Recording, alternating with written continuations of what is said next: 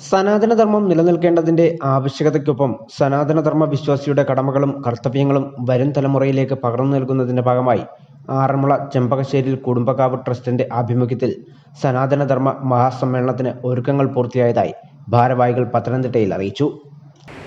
ഏതാണ്ട് 300 വർഷം പഴക്കമുള്ള ഒരു കുടുംബ ക്ഷേത്രമാണ്. അപ്പോൾ ആ ക്ഷേത്രത്തിന്റെ ആഭിമുഖ്യത്തിലാണ് നമ്മൾ സനാതനധർമ്മത്തിന്റെ ഒരു ഈ മഹാസമ്മേളനം പ്ലാൻ ചെയ്തിരിക്കുന്നത്. ഒരു കാലത്ത് ഈ ചെറുകോൽപ്പുഴ മാരാമൺ കൺവെൻഷൻ നടക്കുന്നതിന് മുമ്പ് ഞങ്ങളുടെ ഈ ചെമ്പകശ്ശേരി കുടുംബത്തിൻ്റെ തലമുതിർന്ന ആൾക്കാർ, അന്നത്തെ ഒരു മഹാരഥന്മാരായിരുന്നു ചെമ്പകശ്ശേരി വീട്ടുകാരെന്ന് പറയാം, അവർ ആറന്മുള കേന്ദ്രീകരിച്ച് ഞങ്ങൾ ഈ ഹൈന്ദവ സമ്മേളനങ്ങൾ നടത്തിയിട്ടുണ്ട്.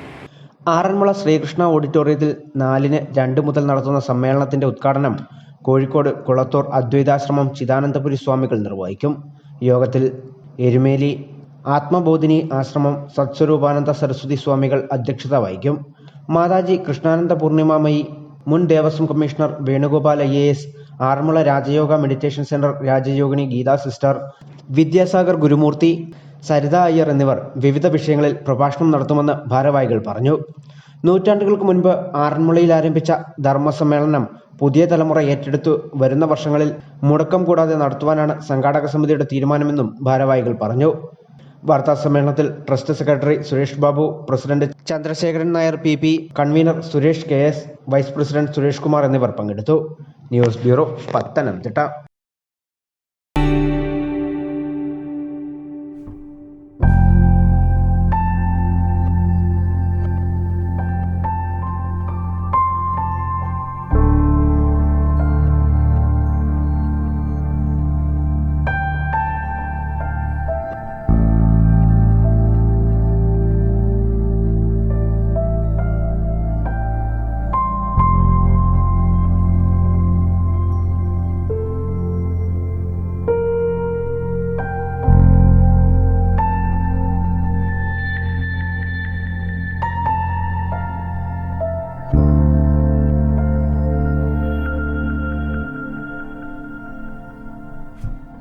Mount Zion Medical College Hospital, Adur, Pathanamthitta.